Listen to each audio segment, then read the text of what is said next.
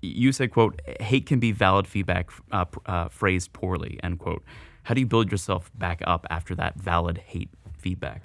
So the quote comes from the idea that a lot of the community, there's always going to be something there about the feedback that you get, even if it's very negative or not necessarily phrased in a very actionable way. And it's this idea that, okay, they're angry or they're upset or they're very passionate about something, and even if they can't vocalize it, maybe I can decipher what it is, which is why a lot of people will take the stance that, those types of vitriolic comments aren't necessarily worth their time and it's going to do more damage than good. But if you're in the right mindset, you might as well approach it, because let's take the comment, Froskurinn doesn't know anything.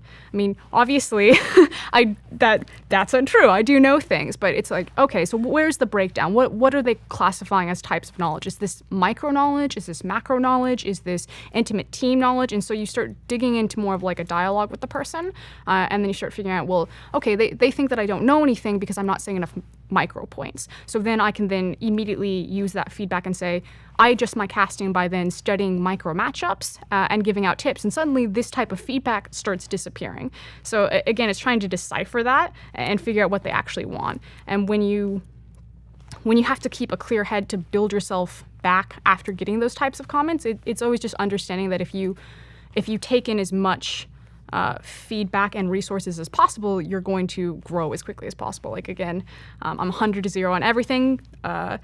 If I start something, I don't go like half-ass, I go all the way through it. So it's very similar in the type of like feedback and critique. I'm a very critical person, and I take criticism to that same extreme. So what happens if you get the same criticism over and over again? Are you do you field it still, or how do you deal with the repetitive feedback? It really depends. I mean, sometimes it honestly just is true. A big critique that I get a lot is my vocal quality and my tonal quality. And if you look at traditional sports, and comparatively to esports, there's not a lot of female commentators. In Australia, they have a sport called netball, and it's pretty predominantly female commentated. So, people will naturally expect a female commentator there. But if you're in like the NBA or the NFL, there are very few female commentators, and they don't usually get a very good reception. And so with esports, it's kind of a similar thing where I'm not trying to say that it's a conscious or like a bias or anything like that, but there is conversations that I've had in my team where there's a connotation. I'm not saying that people consciously think this, but you don't want to go to the game or listen to the game and hear your nagging girlfriend. You know what I mean? Like, and I've had to have these conversations like professionally in the team, and it's a realization. I've worked really hard on like working with a vocal coach and trying to fix the tonality in my voice. I've tried going deeper, I've tried going higher. You can listen to different casts over the course of my career, and you can find these eras where, Froskurinn's trying like the high-pitched, very like soothing, soft, like almost kindergarten teacher to try to be like less abrasive and in your face, or now Froskurinn's trying the more like dynamic, lowering the pitch of her voice, trying to be more authoritative and in the delivering, and just kind of checking what the receptions are. So in terms of getting, repeated criticisms or comments, a lot of the ones that I do see is my voice. And if you keep getting the same type of feedback, then some of it, frankly, is just true. And it's just, this is my audience. I have to sell to the audience. At the core, the reason why I'm here is to entertain them. So there is validity in that relationship. Where's home for you with your voice? Where do I naturally sit? Yeah. Growing up with my mom, she, how to explain? My mother's communication style has definitely rubbed off on me. And in a professional sense, it's probably my greatest flaw.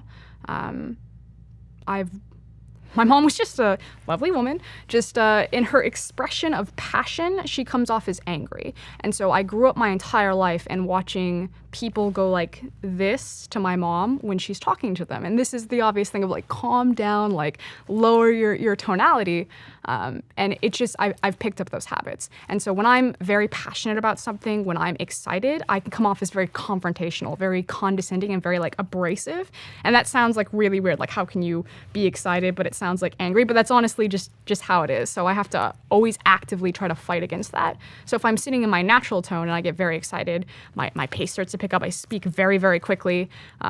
My word and vocal tone is very sharp and very nasally. I talk forward in my mouth and through my nasal passage. So it's quite unpleasant to listen to. And so when I am casting, I am very much working on fixing my breathing, changing the sound of my voice, which is part of the reason why I actually think I work better on an analyst desk, because I can get those more natural moments where you get like the authentic voice from me, but because it's in shorter bursts, it's not as almost exhausting on the ear in terms of like a longer cast, like 45, 55 minutes if it's a game that's going back and forth.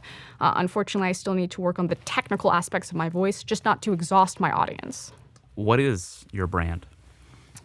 Froskurinn, I actually just did. Every year we do these big, where you like type down like, what are my goals? What is my brand? How should I be perceived? And this is cool too, because not a lot of people realize that some casters don't have a lot of variance between them and their brand. Some people have massive gaps between them and their brand, and it really is a character that they wear. I'd like to think that I'm somewhere in the middle. Froskurinn versus Indiana are very different people.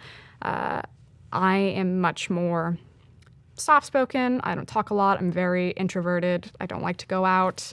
I don't have a lot of like big relationships with friends. I have more like smaller, intimate, whereas like Froskurinn on a desk is super loud, very dominating, like will jump in and get in there. And it is a conscious thing to do, saying that, I'll sit up straighter. I'll like elongate my posture. I try to keep a very,